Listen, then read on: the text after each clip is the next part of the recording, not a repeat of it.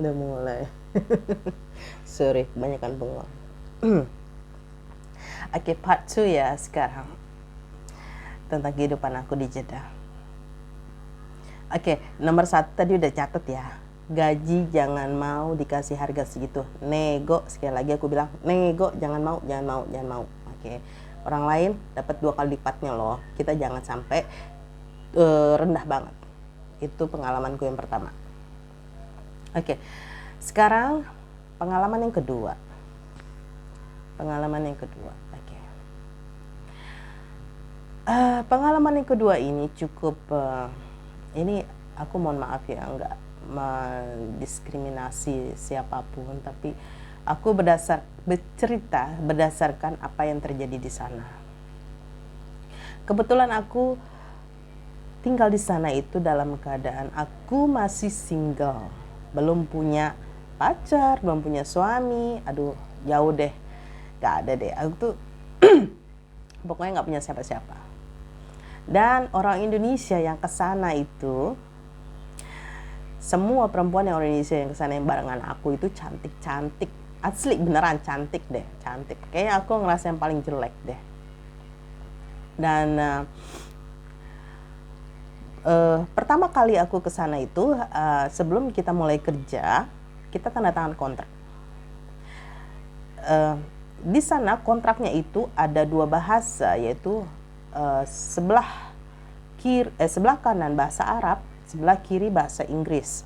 Dan teman-temanku itu semuanya tidak ada, baik bahasa Arab dan bahasa Inggris mereka tidak ngerti. Ya.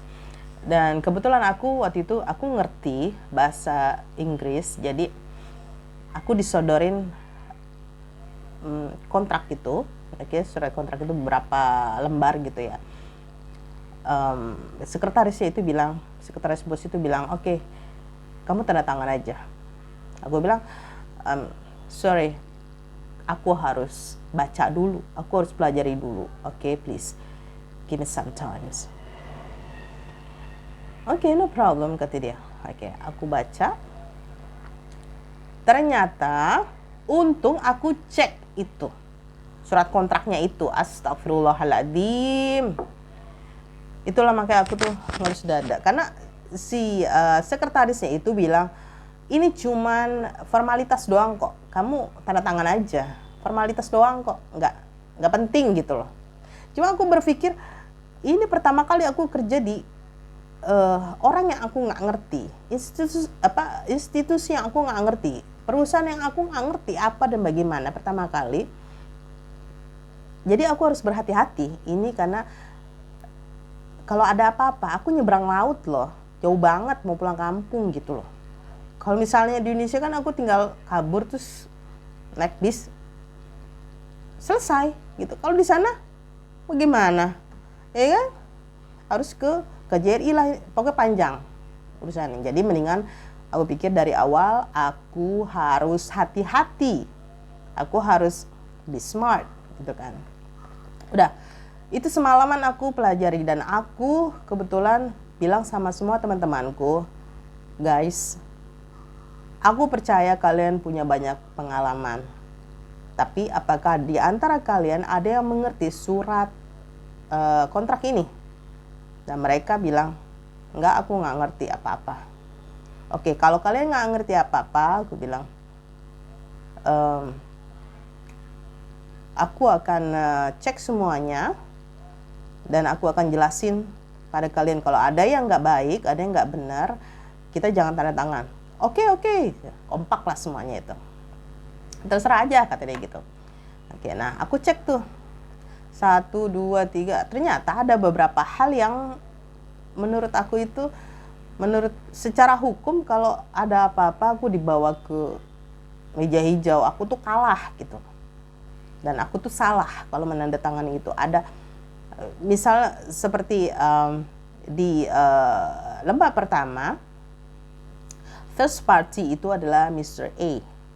Sedangkan di lembar terakhir, first party itu adalah Mr. B. Oke. Ini membingungkan kan? Ini ada apa gitu. Terus yaudah aku checklist. Terus aku checklist lagi, ada beberapa lah yang aku rasa itu sangat merugikan buat kami di sana. Checklist. Oke, kalau nggak salah itu lebih dari 2 points yang aku checklist, dan aku sorry, objection your honor gitu kan. Terus aku keesokan harinya datang ke kantornya itu ada di basement. Satu-satunya kantor yang pernah aku lihat seumur hidup gue ada di basement, dan itu terbuka. Nggak ada sekat-sekat, beneran nggak ada sekat-sekat gitu kan ya. Meja, nah, meja bosnya juga kita kelihatan kok, ngelihat kok dari jauh gitu kan ya. Jadi kita tahu bos tuh ada apa enggak gitu kan. Kebetulan bosnya itu kan lelaki ya. Nah, waktu itu aku I had a hard time sama kontrak itu, berhadapan dengan sekretarisnya yang cukup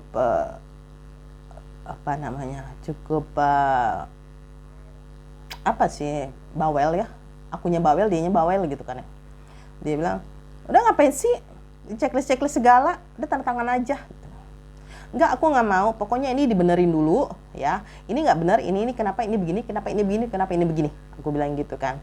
Aku termasuk cuek ya, dan aku berani ngadepin itu semua, karena ini tentang hidup kita gitu kan, tentang nyawa kita gitu kan. Nah, kita bersitegang, kami berdua bersitegang ya. Pokoknya sekretarisnya itu terkenal dengan sifat yang agak sombong, agak begitulah, high class gitu, dan dia memandang kita tuh beda gitu kan. Terus aku bilang, aku nggak peduli kamu mau siapa kek, pokoknya ini merugikan aku nggak mau tanda tangan, titik gitu. Udah. Kebetulan waktu kita bersitegang ada bos datang, ada apa ini? Terus aku jelasin, bos, gini, kenapa saya begini, kenapa gini. Saya jelasin semuanya, gitu kan. Dan bos pada waktu itu ngerti. Oh iya, aku nggak mau nyebutin namanya ya si sekretaris itu. Kata bos, sekretaris ini memang salah, kamu benerin, gitu kan. Udah, dengan ada cemberutnya itu, dengan muka cemberutnya. Oke bos, kayak gitu.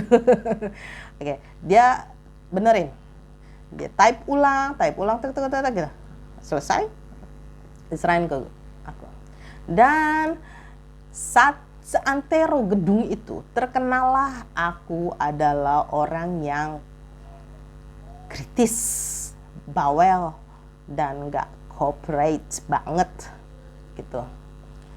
Well, I didn't care at all gitu kan ya. Karena apa untungnya gue be nice and polite to her, tapi membahayakan hidup kami. So, apa aja lah, pokoknya aku bela hak aku. Udah, titik. Oke, shortly udah finish masalah kontrak itu, kita menang, oke. Food allowance kita menang, oke. Jadi si kokinya itu nggak jadi kerja di situ lagi, jadi koki, dan dia pindah ke bagian laundry. Oke. Aku kerja sebagai asisten hairstylist itu sekitar 1 tahun. Dan policy di sana adalah, karena aku sama mamaku kerja adalah hubungan family, kita nggak bisa kerja satu floor, jadi kita harus separate. Nah, karena separate itu kan, aku bilang aku nggak mau kerja sebagai hairstylist, oke. Jadi aku kerja di bagian facial gitu kan ya. Nah, di sana, jadi mamaku kerja di ground floor, aku kerja di first floor. Ground floor, ya, first floor. Aku first floor waktu itu. Aku pas kerja di first floor itu, aku dapat ruang kerja. Dan kebetulan DH di sana yang bertugas di areaku itu adalah orang Jakarta. orang Jakarta dan orang Cianjur. Orang Jakarta dan orang Cianjur. Orang Tangerang. Orang Tangerang sih. Dia itu orang Tangerang. Orang Tangerang dan Cianjur. Nah, jadi si orang Cianjur itu rada jealous sama aku, tapi ya karena aku baru masuk dan aku tiba-tiba udah punya ruang kerja dan gajiku otomatis naik saat itu. Naik tahun 2003. Gajiku naik kalau nggak salah itu aku naik sekitar 1 juta rupiah, aku naik 300 rials. Ya. Jadi bisa dihitung ya berapa uang gajiku saat itu. Nah, of course kalau gaji naik untuk basic calculating itu, buat calculating overtime itu berbeda. Poin-poinnya itu sudah naik gitu kan. Yang tadinya misalnya basicnya 1 rials per 1 jam, ini karena aku naik gaji mungkin 1,5 rials per 1 jam. Seperti itu. Dan keuntungan lain yang aku dapat saat itu adalah aku bisa dapat tadi kan gaji sama uang overtime ya, sama gaji overtime dan tips. Gaji overtime tips, iya benar.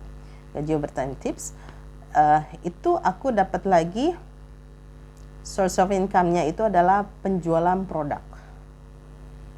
4. Gaji, tips, overtime, penjualan produk, persentase penjualan produk itu sekitar 3% saat itu, dan terakhir itu 5%. Ya. Kelima, aku dapat source of income-nya itu dari persentase package. Jadi course, di sana ada course, misalnya orang course-nya itu sekitar 10 juta. Jadi orang itu paling murah paketnya yang di kami itu adalah 10 juta. Jadi dari 10 juta itu kita dapat 5%-nya kalau course-nya itu selesai. Jadi kita submit bukti pembayarannya itu receipt warna merah, kita submit ke bagian accounting, dan in the end of the month or early of the month we get bonus 5% of it. Kalau kita punya 1, 2, 3, 4, 5 banyak courses, kita dapat banyak uang. Gitu kan, bisa dihitung ya. 5% tambah ini, tambah itu, tambah ini, tambah itu. Ketahuan lah penghasilanku berapa. Oke, dan saat itu kita bedakan customer itu jadi walk-in customer, customer by appointment, terus customer yang maksa untuk dimasukin. Ada 3. Maksa untuk dimasukin. Entah itu dia VIP, entah dia itu ingin kita overtime, entah dia itu apa gitu. Pokoknya maksa aja. Dan dalam 1 jam itu aku bisa handle 2-3 orang dalam 1 jam, dan kita diberikan omset target kinerja kita dalam 1 tahun. Saat itu aku dikasih target sekitar, itu berdasarkan gaji ya, targetnya itu semakin tinggi gaji semakin tinggi targetnya. Waktu itu aku target berapa ya, aku lupa, 100.000 rials gitu atau 200.000 rials, sekitar segitu, dalam dalam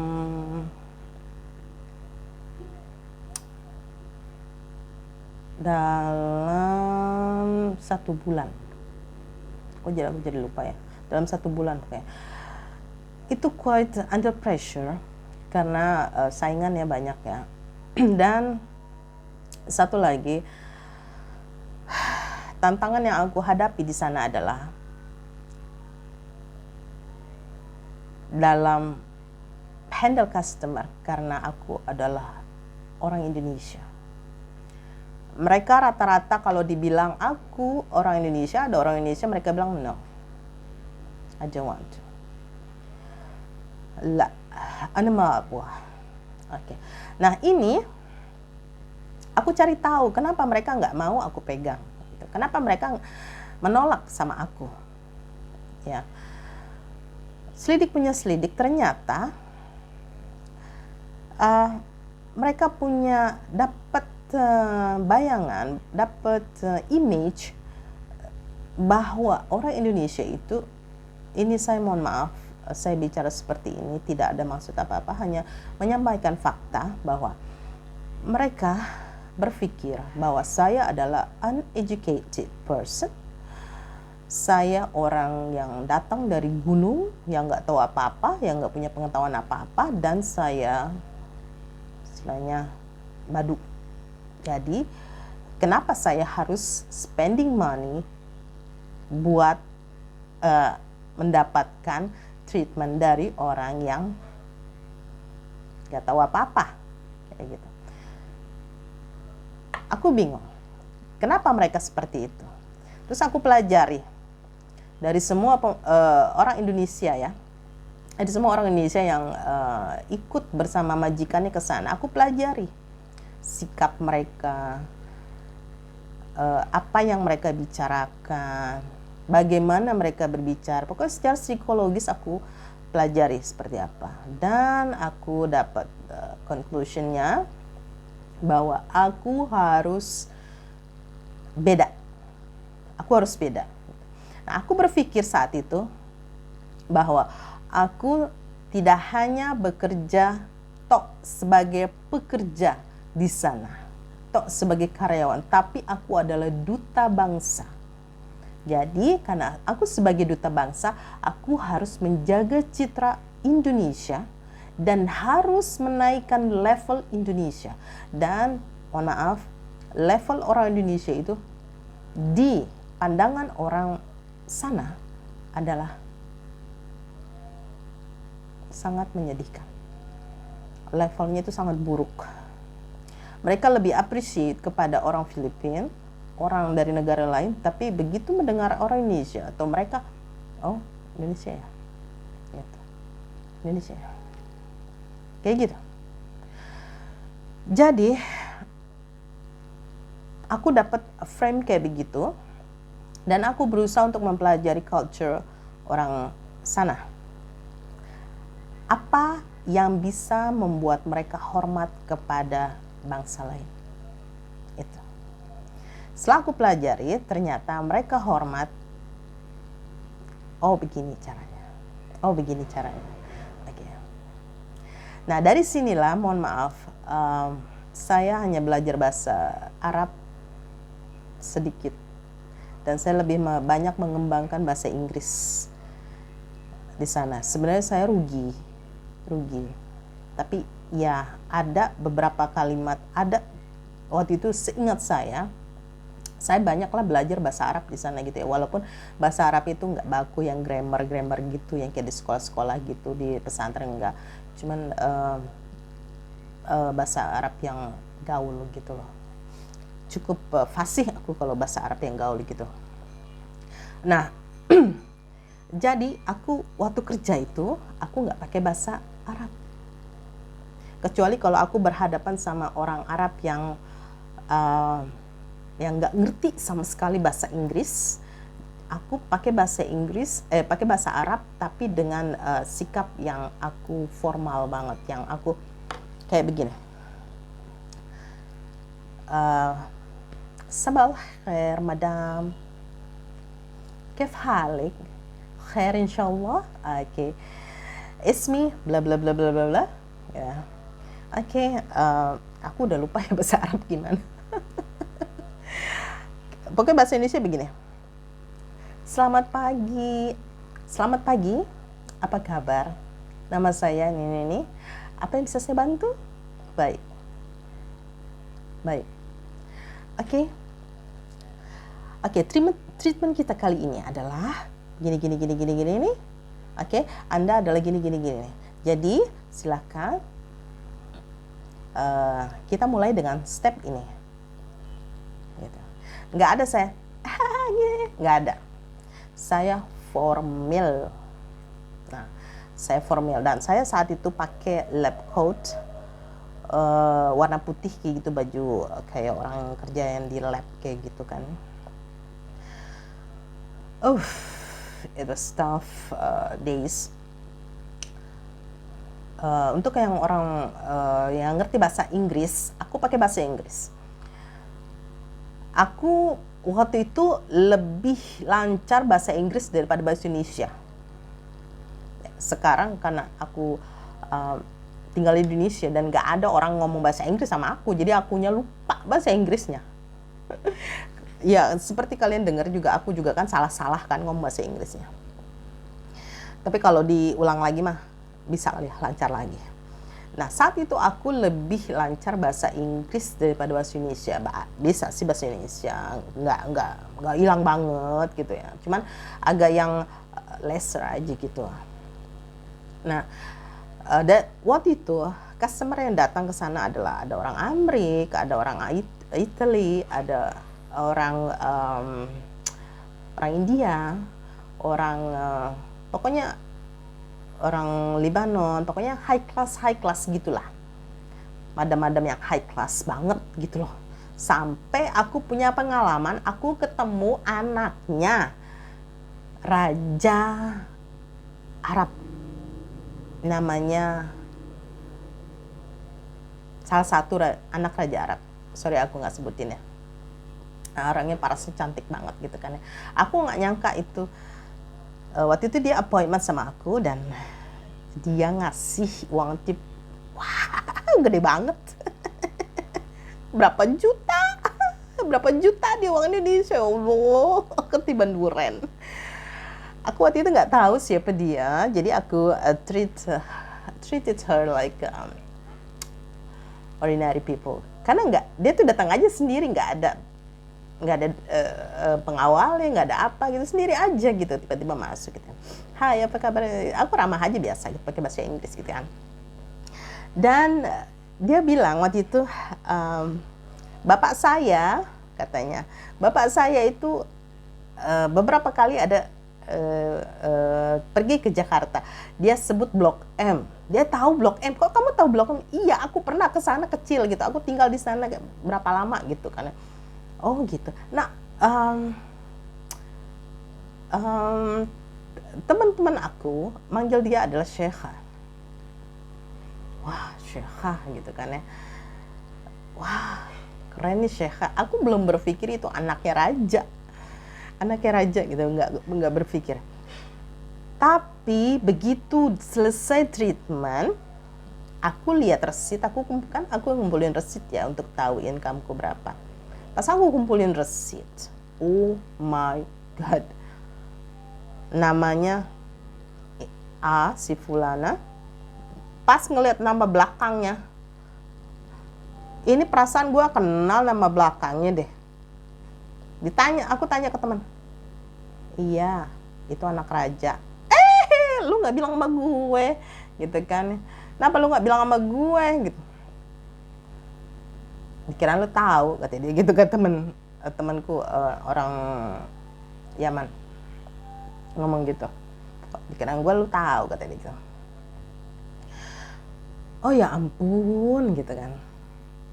Tau nggak apa yang kenapa gue kaget gitu, karena aku tuh bilang sama si princess tadi, oh ya udah kalau bapakmu datang ke Jakarta kasih tahu aku ya gitu ya. Nah, aku mau bilang sama bapakku gitu kan, karena dia bilang, si princess itu bilang, ayahku suka kasih charity ke orang Indonesia, ke masjid, kemana gitu, ke orang yatim atau apa. Oh ya udah, kalau gitu gimana kalau ada masjid tempat aku, kali aja mau charity di sana gitu kan ya. Oh ya boleh, ntar ketemu sama ayah aku bilang gitu kan. Boleh, kata dia. Nanti kalau bapakku ke sana, kayaknya sebentar lagi ke sana, ntar aku kasih tahu. Wah, aku senang banget, tapi begitu tahu, alah, Raja. Panjang urusannya kalau raja kan. Nah, itu sekelumit cerita, dan aku juga dikirim untuk untuk home service ke keluarga kerajaan juga. Aku datang ke keluarga kerajaan sana, tapi aku lupa namanya, nama istrinya pangeran itu aku lupa. Dan yang aku ingat cuman keindahan rumahnya aja. Betapa lembutnya karpet, betapa lembutnya sofa dan segala macam yang gua nggak punya di rumah. Jiwa miskinku berontak gitu loh. Wah, gue jadi kuno, jadi udik banget di sini gitu. Jadi orang norak banget gitu kan. Dan note, kalau kita berhubungan sama mereka dan kita dapat uang tip yang sangat wow banget. Dan dalam 1 bulan aku home service itu ke keluarga kerajaan seminggu sekali, jadi sebulan 4 kali. Dan dalam sebulan aku dapat uang tip dari mereka itu melebihi uang gajiku saat itu. Dan oke, itu sekilas tentang pekerjaanku di sana. Kita lanjut lagi ya setelah satu ini.